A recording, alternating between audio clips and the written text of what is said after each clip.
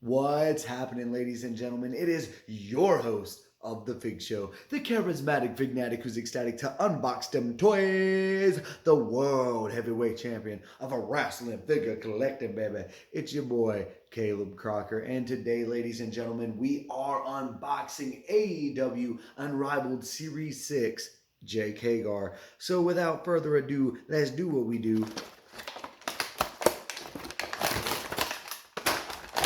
and get into it.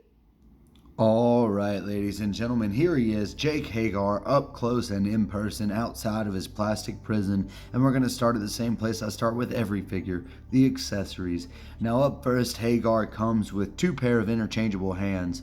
The first pair are open accessory gripping hands. His left hand is a slightly smaller grip. It's slightly less open, and it's perfect for holding small things like the microphone there. While his right hand is a slightly larger grip, and it's better for holding your bigger accessories like your AEW World Championship here. If I can get it to hang, there we go, right in his hand.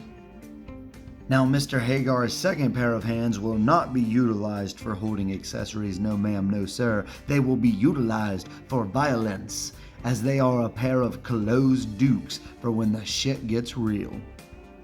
Now, Hagar's final accessory is this entrance hoodie here, and it's pretty simple, all black, with a little gold trim going around the waistline and going around each sleeve. However, one thing I've got to say, even though it's so simple and you might even say bland, I'm happier with this entrance attire than I am with any other AEW figure that I personally have. Every AEW figure that's come with entrance attire up to this point for me has been rubber entrance attire. And I hate the rubber entrance attire.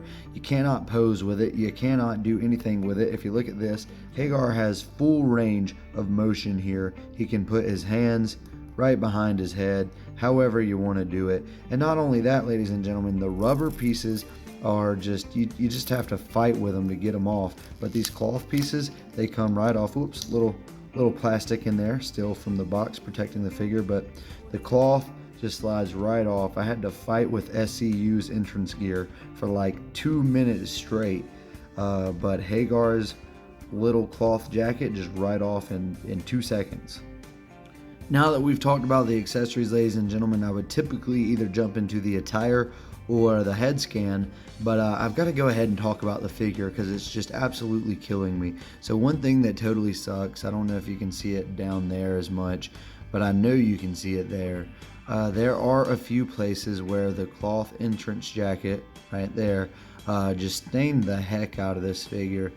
And I will say that Jazzwares did their best. They tried. They slid in as many little pieces of plastic around the waist and around the arms and around the head as they could.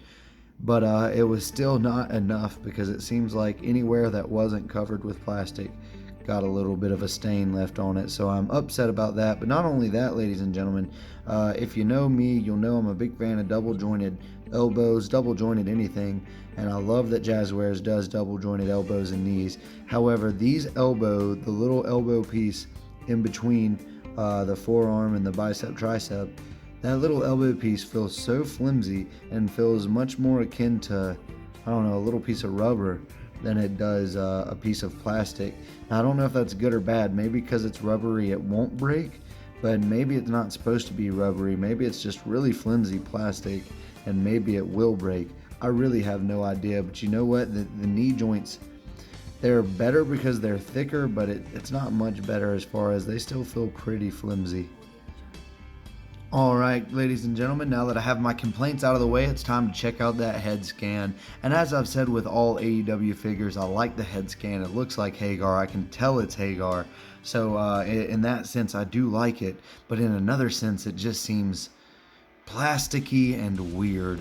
And I said in my last video, I know that it sounds, or maybe it wasn't in my last video, I said in one of my videos, it may even be an upcoming video, that it sounds ridiculous to say that they look plasticky, but Mattel figure faces don't look like plastic to me. They look like the actual people. This looks like the people made out of plastic. So as far as the head scan goes, I actually do have to give Mattel the upper hand there. Hagar is sporting 2 tattoos. This one in cursive on his forearm, and I believe it says LFR. I don't know if I can get the camera on it to focus very well, but I do believe it says LFR. However, I have no idea what that means, and so I'm just going to move on to the next tattoo, which is this little sunlight tattoo right there on his neck, going down the top of his spine. And yeah, I don't have to know what this one means because it's a little sun and I dig it. I hate to jump back to the head scan, ladies and gentlemen, but I realized I did a lot of complaining and I did not put over how detailed this beard looks and how much I actually really do like the head sculpt on the hair. The hair looks like, I mean, that's a real hairdo there.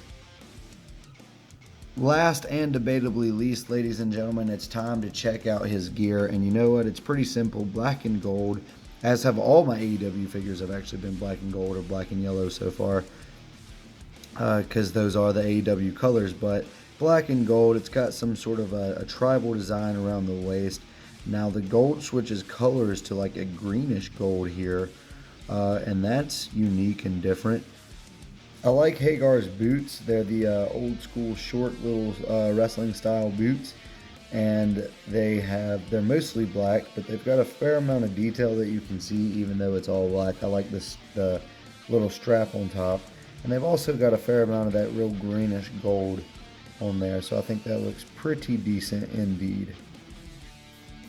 All right, ladies and gentlemen, that does it for Mr. Hagar. Now it's time to get him in the fig fed. Does anybody have a Zep Coulter Elite for sale? All right, guys, that has been the video. If you dug it, be sure to like, subscribe, get down there in those comments, and type, "We the people." And remember, ladies and gentlemen, we're only going to get better from here.